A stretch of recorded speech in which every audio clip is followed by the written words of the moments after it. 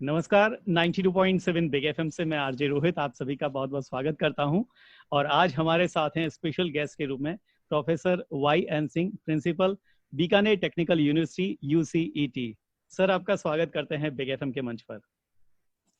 नमस्कार सर। नमस्कार जी, कैसे हैं सर? सबसे पहले बताएं।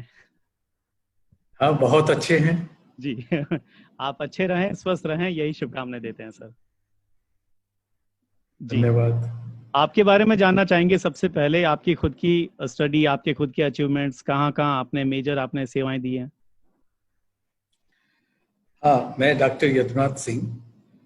बेसिकली मैं भरतपुर को बिलोंग करता हूँ और मेरी जो शुरू की पढ़ाई है ग्रेजुएशन तक वो भी वहीं हुई है। भरतपुर जिले से ही मैं पढ़ा हूँ। राजस्थान यूनिवर्सिटी से मैंने डिग्री ली हुई है। उसके बाद पोस्ट ग्रेजुएशन की जो डिग्री है वो आगरा यूनिवर्सिटी आगरा से ली हुई है। उसके बाद PhD के लिए मैं उदयपुर गया और हमने PhD का जो काम है वो IISc बेंगलोर से किया हुआ है। और उसके बाद उदयपुर में ही MPUIT यूनिवर्सिटी है जिसका कॉलेज है CET CTA। जी जी। CTA में मैं 1989 में मैंने एज असिस्टेंट प्रोफेसर ज्वाइन किया जी। और वहाँ 2007 तक मैंने अपनी सेवाएं दी। विभिन्न पदों पे रह के मैंने काम किया। 2007 अगस्त में मैंने यहाँ CET ज्वाइन कर लिया और यहाँ पर चीफ एडमिनिस्ट्रेटर रहा। उसके बाद मैं 2 साल प्रिंसिपल भी रहा। उसके बाद यूनिवर्सिटी खुली, यूनिवर्सिटी में भी मैंने विभिन्न पदों पे काम किया। डायरेक्टर एकेडमिक अफेयर्स में अभी हूँ यूनिवर्सिटी में जी। और साथ ही इस महाविद्यालय में जो कि अब university college of engineering technology नाम से जाना जाता है, वहाँ एज ए प्रिंसिपल काम कर रहा हूँ। जी जी। चलिए सर, आगे भी आप खूब आगे बढ़ें और बीकानेर के लिए काम करें, शिक्षा के लिए काम करें, हमारी शुभकामनाएं सर। जी, यूनिवर्सिटी के बारे में सर बात करना चाहेंगे कि किसी भी यूनिवर्सिटी की या शिक्षा संस्थान की अगर हम बात करते हैं तो एक पॉजिटिव एनवायरनमेंट के लिए जरूरी होता है कि उसका एक अच्छा इंफ्रास्ट्रक्चर हो। तो इस आधार पर हम कहाँ पहुंचते हैं सर? देखिए, ये कॉलेज 2007 में आरंभ हुआ था और बिल्कुल नींव से ही ये शुरू हुआ है, मैंने देखा है। और यहाँ पर 6 इंजीनियरिंग ब्रांचेस चल रही हैं बीटेक में और 5 कोर्सेज में एमटेक चल रही है। जहाँ तक इंफ्रास्ट्रक्चर का सवाल है, एक बहुत अच्छे कॉलेज के हिसाब से यहाँ इंफ्रास्ट्रक्चर है। सभी जो ब्रांचेज हैं उनकी अपनी अपनी अलग अलग बिल्डिंग है। उन अलग अलग बिल्डिंग्स में उन सभी ब्रांचेज की वहाँ पर अपनी अपनी लैब्स हैं। वो सारी लैब्स जो हैं वो बिल्कुल आधुनिक रूप से बनी हुई हैं, पूर्णतः एडवांस इंस्ट्रूमेंटेड इक्विपमेंट से सुसज्जित हैं। महाविद्यालय में पिछले 6 साल से वर्ल्ड बैंक आधारित प्रोजेक्ट टेक्यूब भी चल रहा है, जिससे कि महाविद्यालय को वित्तीय सहायता मिलती है। इस वित्तीय सहायता का उपयोग हम लैब्स में अति आधुनिक मशीनरी, इक्विपमेंट्स और विद्यार्थियों को गेट कोचिंग और दूसरी जैसे कॉन्फ्रेंस, सेमिनार और दूसरी जितनी भी गतिविधियां हैं उनमें पार्टिसिपेट होने के लिए वित्तीय सहायता प्रदान करते हैं।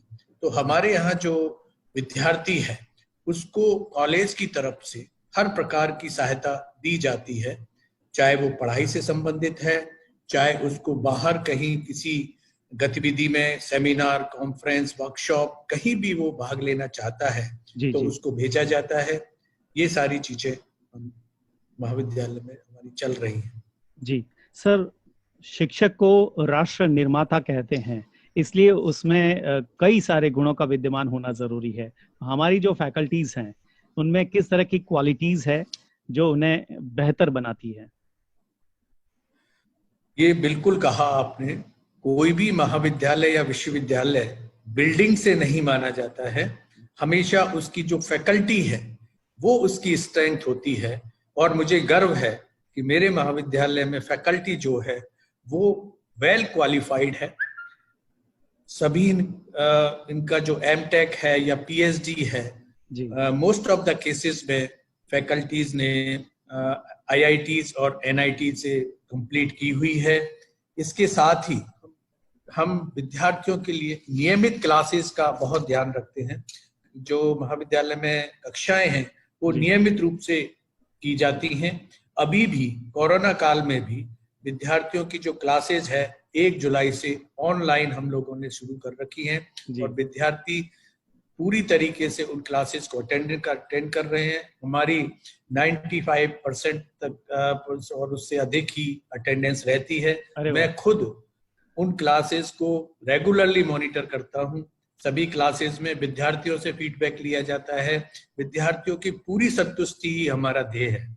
निश्चित रूप से विद्यार्थी यहाँ शिक्षा के लिए आते हैं और हम चाहते हैं कि विद्यार्थियों को किसी भी तरीके से इस चीज से वंचित ना रहना। जी सर, ऑनलाइन क्लासेस की बात की, इस पर तो मैं डिटेल में भी आऊंगा आगे, लेकिन उससे पहले एक विद्यार्थी को के सर्वांगीण विकास के लिए जरूरी होता है कि उसकी पढ़ाई के अलावा उसके मानसिक और बौद्धिक विकास के लिए भी एक्स्ट्रा करिकुलर एक्टिविटीज का होना जरूरी है। तो इसे देख करके हमारे यहाँ किस तरह की व्यवस्था है? बिल्कुल आपने सही कहा। पढ़ाने के साथ साथ विद्यार्थियों के सर्वांगीण विकास के लिए भी हमें ध्यान देना है और इसके लिए हमारे महाविद्यालय में सभी सुविधाएं मौजूद हैं। अति आधुनिक जिम है हमारे पास, स्पोर्ट्स कॉम्प्लेक्स है हमारे पास, जहां विद्यार्थी इंडोर और आउटडोर दोनों प्रकार के जो गेम्स हैं वो खेल सकते हैं। इसके साथ साथ ही नियमित जिम किया जा सकता है।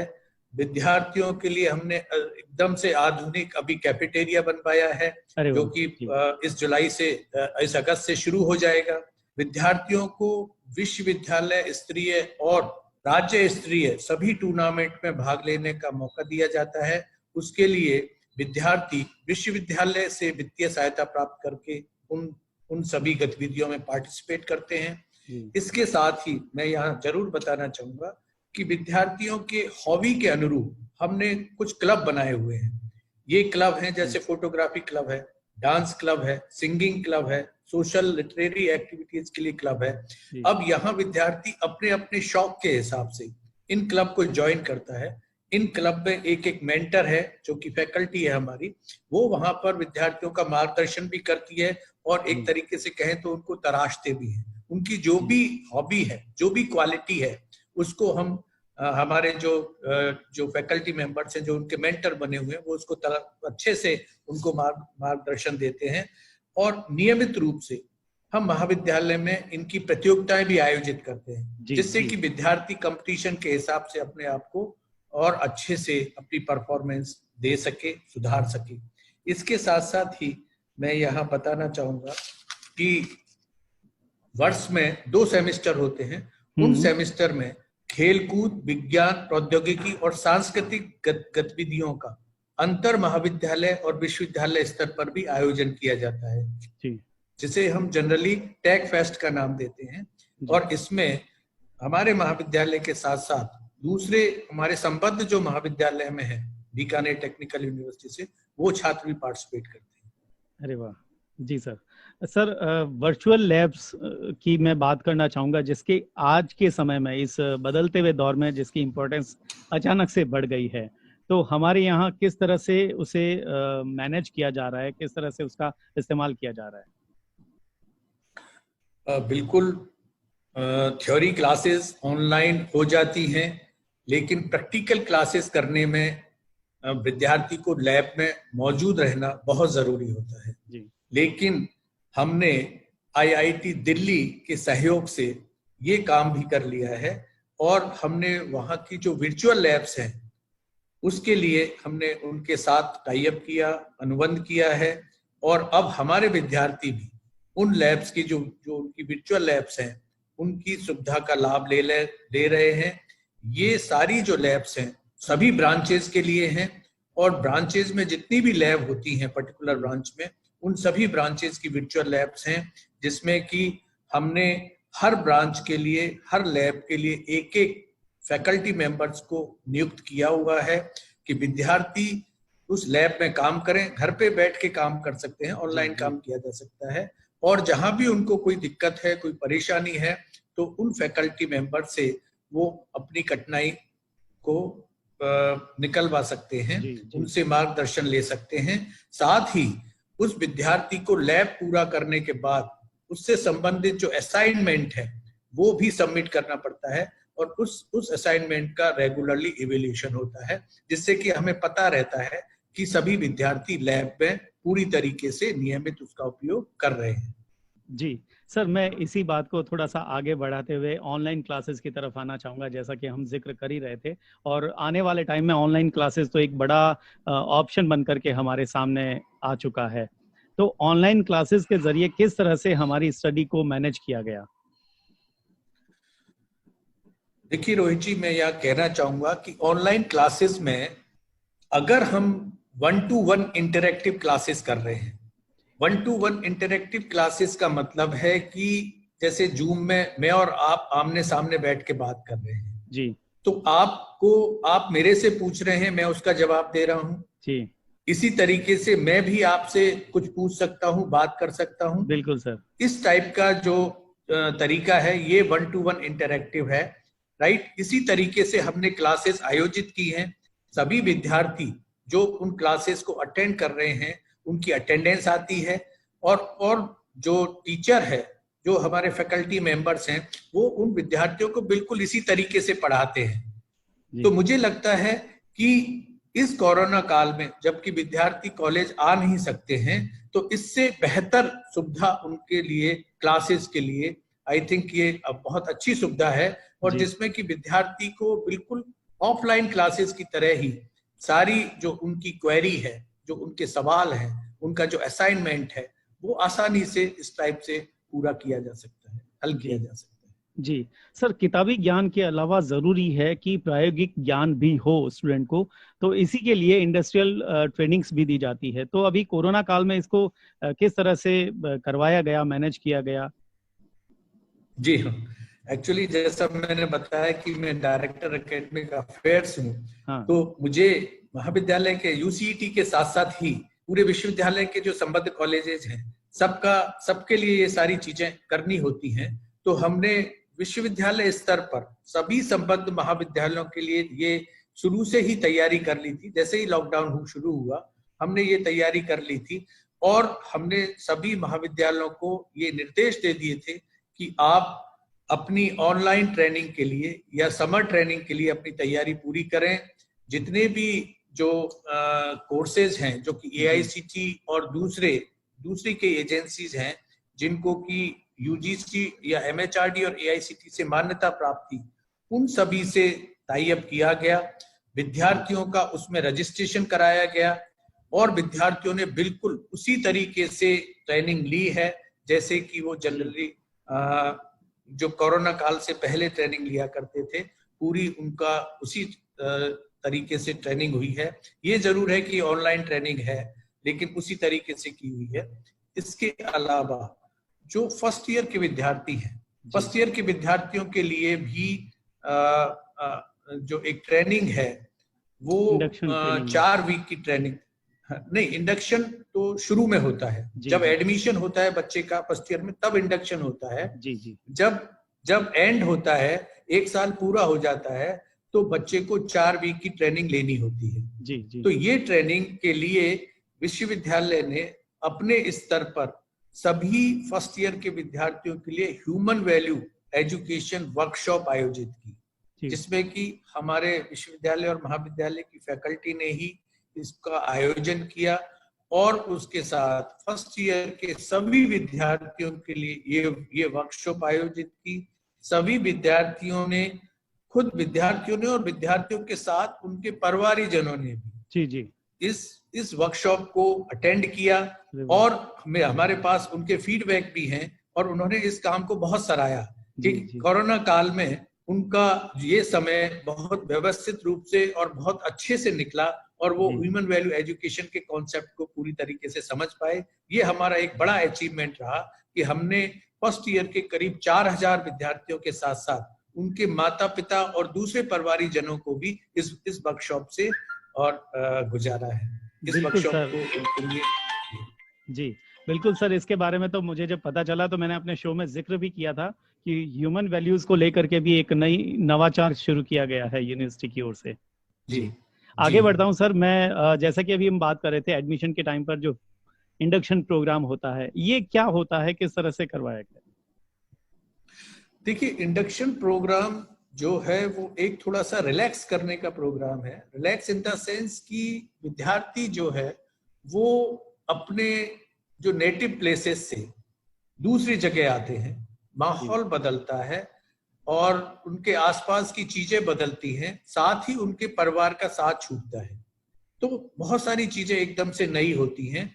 तो विद्यार्थी अपने आप को उसमें एकदम से ढाल नहीं पाता, नए माहौल में, नए नया नया महाविद्यालय है, सारी चीजें एकदम से नई हैं। कई बार तो विद्यार्थियों के खाने की समस्या रहती है, कई बार इस टाइप की कई सारी प्रैक्टिकल प्रॉब्लम्स आती हैं और विद्यार्थियों को एकदम से अगर पढ़ाई शुरू करा दी जाए तो उन पे एक एक्स्ट्रा प्रेशर आ जाता है। कई विद्यार्थी जो है वो हिंदी मीडियम से आते हैं और महाविद्यालय में पढ़ाई जो है वो अंग्रेजी मीडियम में की जाती है जी। तो इस तरह के कई जो है प्रेशर स्टूडेंट्स पे रहते हैं, तनाव स्टूडेंट पे रहते हैं। तो इस तनाव से मुक्ति के लिए हमने उनको या AICTE ने ही इस तरह का एक 21 दिन की जो है वो इंटरेक्शन प्रोग्राम रखा है, इंडक्शन प्रोग्राम।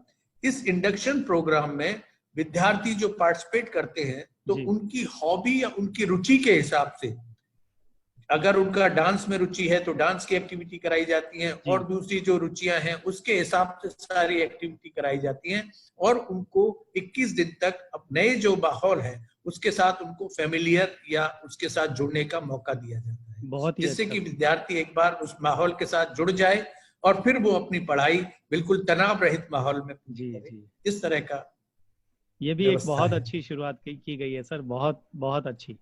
हाँ बिल्कुल, बहुत अच्छी शुरुआत है। जी जी सर, जैसे कि कोई भी स्टूडेंट किसी कॉलेज में किसी शिक्षा संस्थान में एडमिशन लेता है तो उसके दिमाग में एक रहता है कि यहाँ से जाने के बाद में, मेरी पढ़ाई पूरी होने के बाद में मेरे करियर को एक दिशा मिले।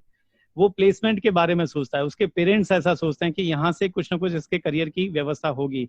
तो हमारे यहाँ पर प्लेसमेंट की क्या व्यवस्था है सर? हमारे यहाँ प्लेसमेंट की पूरी व्यवस्था है, उसके लिए प्लेसमेंट ऑफिसर्स हैं। हमने ब्रांच वाइज प्लेसमेंट कोऑर्डिनेटर भी बना रखे हैं जो कि सीनियर स्टूडेंट्स के साथ पूरे कांटेक्ट में रहते हैं। इसके साथ साथ बच्चों को ट्यून करने के लिए, या कहना चाहिए कि बच्चों को शार्प करने के लिए पूरे साल भर तक हम एक्टिविटी, पर्सनैलिटी डेवलपमेंट और बहुत सारी इस टाइप की एक्टिविटीज करते हैं।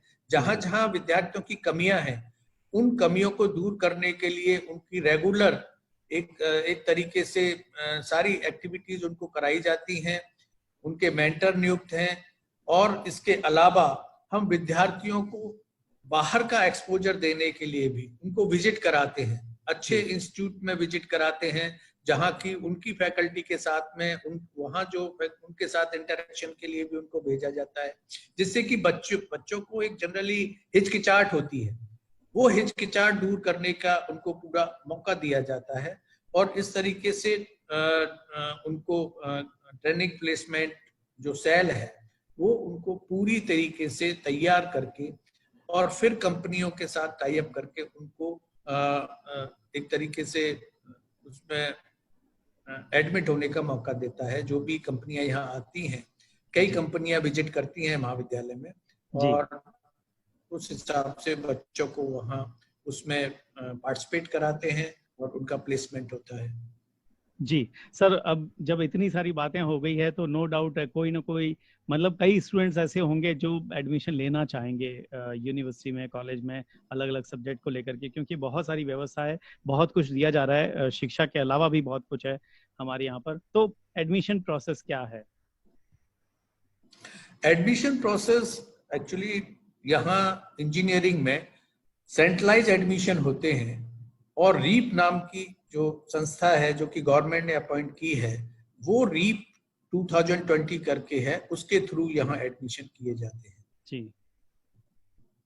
अंत में सर कोई मैसेज तो रीप में जैसे, हाँ, रीप में आज 30 जुलाई से शुरू हो गया है रजिस्ट्रेशन जी। तो विद्यार्थी अपने रजिस्ट्रेशन कराएं और रजिस्ट्रेशन करा के जो उनकी चॉइस है उस चॉइस के हिसाब से वहां पर ब्रांच और कॉलेज को चूज कर सकते हैं।